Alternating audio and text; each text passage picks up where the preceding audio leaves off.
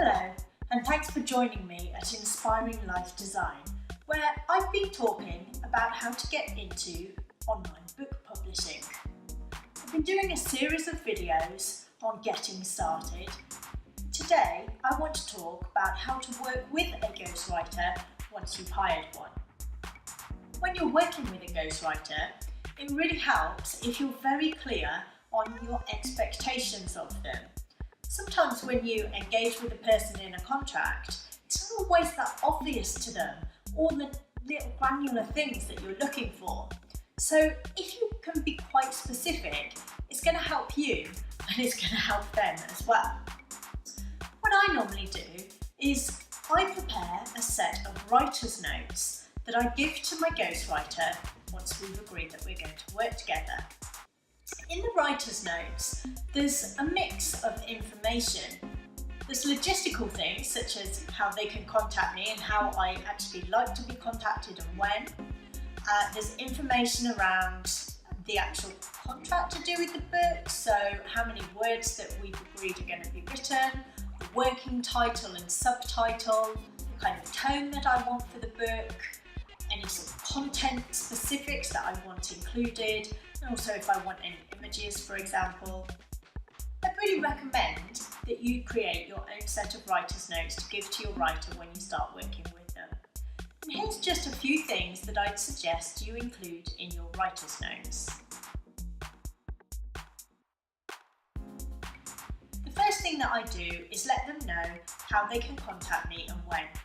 I'll normally leave an email address in there. I'll also let them know that if they need to, we can have a chat on Google Hangouts or in the website's messaging system. It's good to let them know if there's specific hours that you don't work between so that they can know if they haven't heard back from you, why not. And it's also good to give them the option to be able to contact you via video chat. I always say only if the time's been pre-arranged on that front. The second thing that I put is a little bit of an introduction around the book topic that I'm asking for to be written. If I've got a working title and subtitle, I'll let them know that, and I'll generally say, if you can think of something better or snappier, then let me know, and by the end of the whole project, we'll have come up with the final title for the book.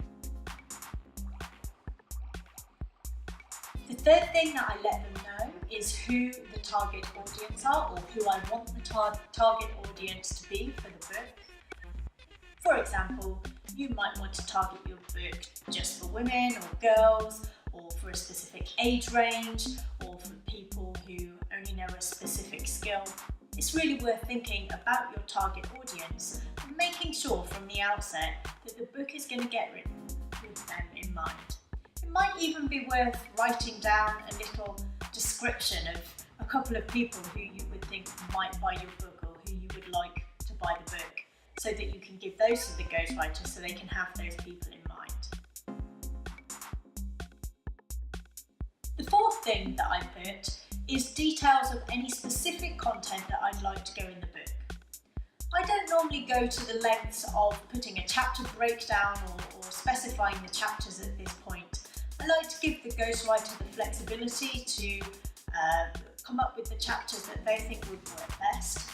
I put bullet points of any content items that I want included and ask the ghostwriter to try and work those into the book where possible. If you don't really have any ideas for content, you'd rather the ghostwriter go away and do the research for that, that's okay too. I always think it's good just to put a few pointers there at the beginning. Specifying some bullet points for content ideas is good because it means that the book is likely to take the format and take shape more how you've imagined it in your mind, rather than the ghostwriter choosing the structure and all the specific content for the book. You may find sometimes I've found that a book has gone off on a bit of a tangent if I haven't specified it enough about how I'd like the book to be structured. The fifth thing that I will put in the writer's notes is whether I am intending for there to be any images in this book. Not all books need images, but some really need some illustrations, and in that case I will mention that I'm happy to have them how many I'm happy to have, and normally I would ask the ghostwriter to go and source suitable stock images on some stock image websites that I give them the names of. I don't ask them to purchase them, I just ask them to send me the links to the images that they think would fit.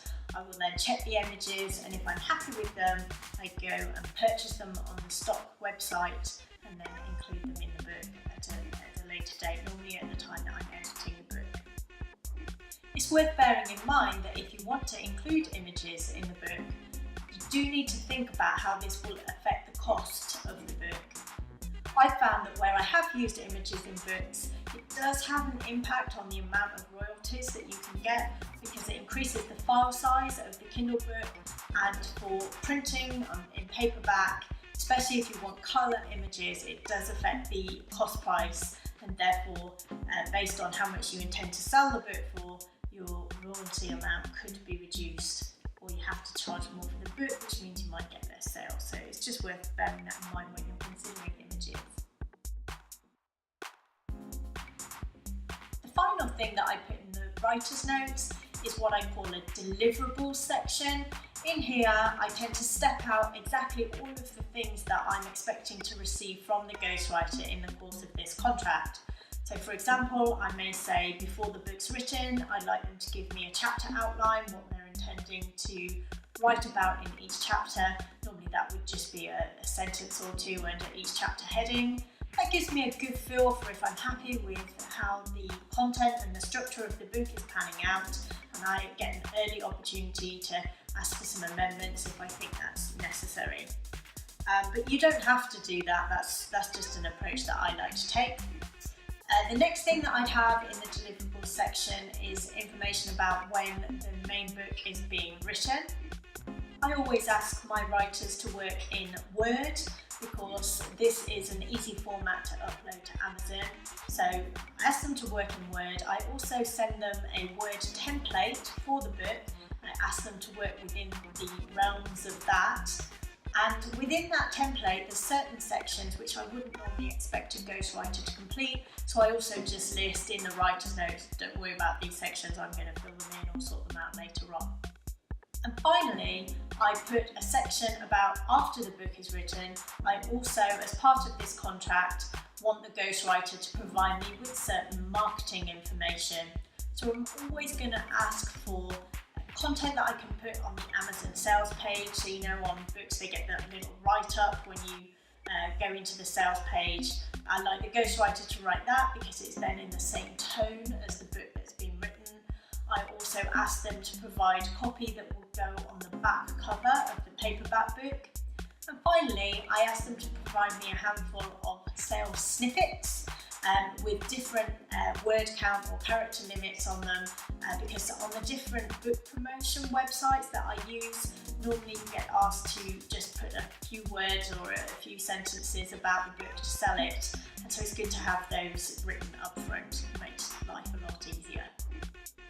And that's pretty much everything that I include in the writer's notes. It's normally only 1 to 2 A4 sides, maybe 3 at most if I've put quite a lot of content ideas that I'd like included. It's not a formal document, it can be quite chatty.